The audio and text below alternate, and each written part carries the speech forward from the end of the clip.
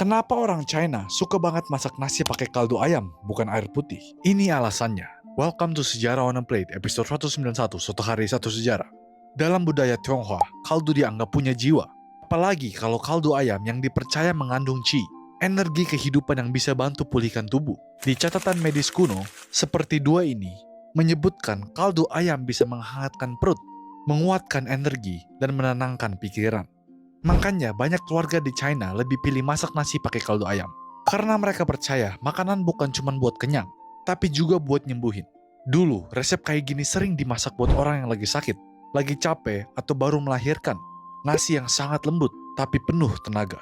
Dari zaman dinasti Song sampai sekarang, Chi Tang Fan, nasi rebus kaldu ayam, tetap dianggap comfort food. Karena buat orang China, kehangatan nggak datang dari api, tapi dari mangkuk nasi yang dimasak dengan niat dan kaldu. Untuk sejarah lainnya, like, comment, share.